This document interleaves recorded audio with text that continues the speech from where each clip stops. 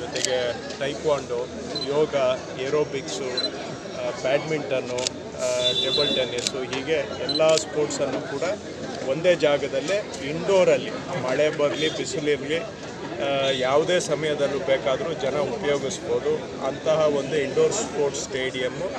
ಮತ್ತು ಭಾಳ ಜನಗಳಿಗೆ ಅಫೋರ್ಡಬಲ್ ರೇಟ್ನಲ್ಲಿ, ಯಾಕೆಂದರೆ ಪ್ರೈವೇಟಲ್ಲಿ ₹100 ₹1000 ಖರ್ಚಾಗುತ್ತೆ. ಅಂಥದ್ದು ಕೈಗೆ ಎಟಕುವ ಡಿಸ್ಟೆನ್ಸಲ್ಲಿ, ಹತ್ತಿರದಲ್ಲಿ ಮತ್ತು ಕೈಗೆ ಎಟಕುವ ರೇಟಲ್ಲಿ ಜನಗಳಿಗೆ ಇವತ್ತು ನಾವು ಮಾಡಿ ಕೊಟ್ಟಿದ್ದೇವೆ.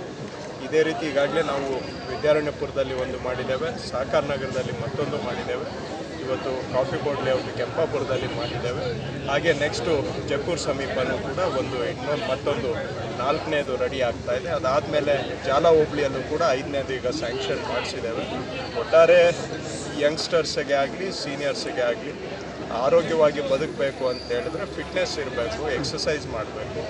ಬರೀ ಎಕ್ಸಸೈಸ್ ಮಾಡಿ ಅಂತ ಹೇಳಿದ್ರೆ ಆಗೋದಿಲ್ಲ, ಅದಕ್ಕೆ ಬೇಕಾದಂತಹ ಸೌಲಭ್ಯ ಫೆಸಿಲಿಟೀಸನ್ನು ಕೂಡ ಕೊಡಬೇಕು.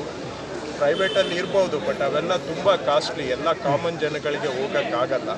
ಅದಕ್ಕಾಗಿ ಜನಕ್ಕೆ ಹತ್ತಿರನೇ ಮತ್ತು ಅವ್ರಿಗೆ ಭಾಳ ಕಡಿಮೆ ರೇಟಲ್ಲಿ ಸಿಗುವಂಥ ಸೌಲಭ್ಯಗಳನ್ನು ನಮ್ಮ ಕ್ಷೇತ್ರದಲ್ಲಿ ನಾವು ಈಗ ಕಳೆದ 7-8 ವರ್ಷದಿಂದ ನಿರ್ಮಾಣ ಮಾಡ್ತಾ ಬಂದಿದ್ದೇವೆ. ಅದರ ಮುಂದುವರೆದ ಭಾಗ ಇವತ್ತು ಭಾಳ ಒಳ್ಳೆಯ ಸ್ಪೋರ್ಟ್ಸು ನಾವು ಕಾಂಪ್ಲೆಕ್ಸನ್ನು ಇಲ್ಲಿ ಮಾಡಿದ್ದೇವೆ.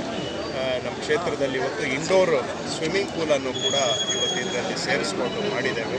ಸೊ ಈ ಭಾಗದ ಜನ ಹೆಚ್ಚು ಬಂದು ಉಪಯೋಗಿಸಲಿ ಅಂತ ನಾನು ಆಶಿಸ್ತೇನೆ. ಅದ್ರ ಜೊತೆಗೇ ಇವತ್ತು ಈ ಉದ್ಘಾಟನೆ ಜೊತೆಗೆ ಅರ್ಥಪೂರ್ಣವಾಗಿ ಇದನ್ನು ಆಚರಣೆ ಮಾಡಬೇಕು ಅಂತೇಳಿ ನಮ್ಮ ಕ್ಷೇತ್ರದ